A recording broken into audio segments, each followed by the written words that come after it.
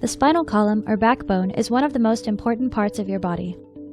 It provides the main support, allowing you to stand upright, bend, and twist.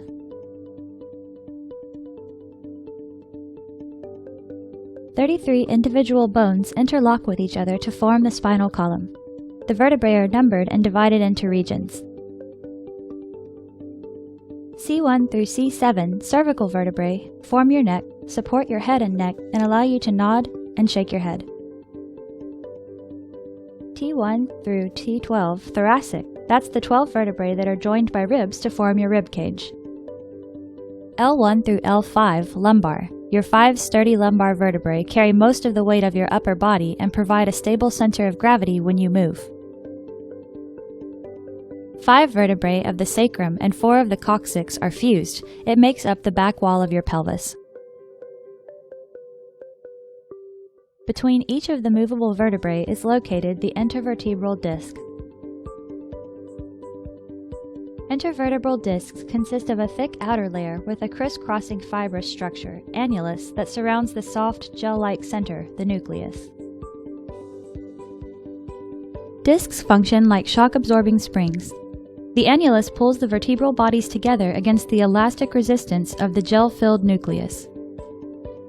When you bend, the nucleus acts like a ball bearing, allowing the vertebral bodies to roll over the incompressible gel. Each disc works in concert with 2 facet joints, forming a spinal motion segment. The biomechanical function of each pair of facet joints is to guide and limit the movement of the spinal motion segment. The surfaces of the joint are coated with cartilage that helps each joint move smoothly. Directly behind the discs, the ring-like vertebral bodies create a vertical tunnel called the spinal canal or neural canal. The spinal cord and spinal nerves pass through the spinal canal, which protects them from injury. The spinal cord is the major column of nerve tissue that is connected to the brain and serves as an information superhighway between the brain and the body. The nerves in your spinal cord branch off to form pairs of nerve roots that travel through the small openings between your vertebrae, intervertebral foramens. This is the condition of a normal lumbar intervertebral disc. As a disc degenerates and breaks down, the inner core can leak out through the outer portion of the disc. This condition is known as a disc herniation, which puts direct pressure on the nerve. Lumbar herniated disc symptoms include low back pain, legs and buttock pain, leg numbness, and tingling. Endoscopic lumbar discectomy is a minimally invasive procedure for treating lumbar herniated disc.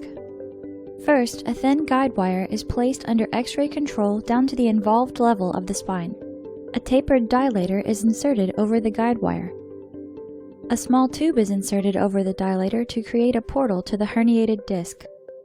The endoscope is placed through the tube and the discectomy is performed. Using special instruments, your surgeon can now microsurgically remove the herniation, thereby relieving nerve root compression. The incision is closed with a stitch or 2 and the procedure is complete.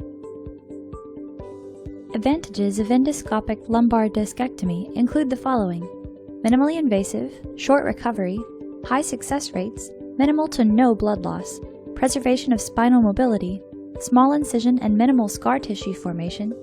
Patients are typically able to go home in a few hours.